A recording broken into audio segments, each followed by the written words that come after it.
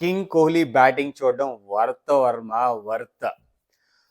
ఏమన్నా స్వాగా, ఏమన్నా డామినెన్సా. Master Sachin Tendulkar ఎరాలో start అయిన డామినెన్స్. జనరేషన్స్ మారాయి, ప్లేయర్స్ మారారు. వైభవ్ సూర్యవంశీ జంజీ జనరేషన్లో కూడా ఈజ్ ద కింగ్. వరల్డ్ క్రికెట్లో కింగ్ కోహ్లీ స్టైల్ని, స్వాగ్ని, డామినెన్స్ని మ్యాచ్ చేసే క్రికెటరే లేడు. మ్యాచ్ చేయడం పక్కన పెట్టండి, దరిదాపుల్లో కూడా వచ్చే క్రికెటర్ లేడు.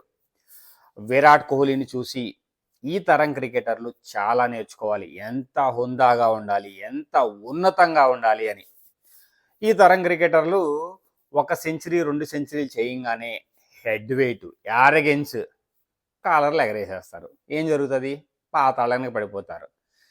కింగ్ కోహ్లీని చూసి, అంటే ఇన్ని సెంచరీలు చేసినా, ఇన్ని రికార్డులు తన పేరు మీద ఉన్నా కానీ ఇప్పటికి కూడా ఒక ఫ్రెష్ ప్లేయర్ లాగా ఆడడము, క్రికెట్ మీద మోజ్ అనాలో ఇంట్రెస్ట్ అనాలో తెలియదు కానీ నిజంగానే క్యాక్ అనమాట. మాస్టర్ అంటే ద బాస్ ఆఫ్ ఇండియన్ క్రికెటే కాదు, వరల్డ్ క్రికెట్ అని కూడా అనొచ్చు.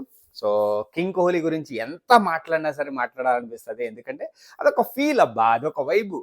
ఆర్సీబీతోనే కాదు, ఇండియన్ క్రికెట్లో కోహ్లీ దిగుతున్నాడంటే చాలు అవి వేరే విధంగా ఉంటుంది. అది మేబీ ఫ్యాన్స్కి అలా ఉంటుందో లేదా అందరికి అలా ఉంటుందో తెలియదు కానీ అది వేరే లెక్క అనమాట. So he's the king of world cricket, king Kohli. There is a reason for to say GOAT. So నిన్న మ్యాచ్ కానీ ఆర్సీబీ విన్ అవుతున్నప్పుడల్లా కోహ్లీ గురించే మ్యాచ్ చూస్తానబ్బా నేను మెయిన్. తర్వాత ఆర్సీబీని ఇంత ఇష్టపడుతున్నానంటే అది కోహ్లీ గురించే. సో ఇంకా చెప్పడానికి ఏమీ లేదు. ఈ తరం క్రికెట్లో చాలా నేర్చుకోవాలి కోహ్లీ గురించి. సో చూద్దాం ఎవరన్నా కోహ్లీని మ్యాచ్ చేస్తారో, కోహ్లీని డామినేట్ చేస్తారో. బట్ అది కల్లా జరగనే జరగదు. సో జై హింద్, శ్రేణి సైనింగ్ ఆఫ్. Thank you.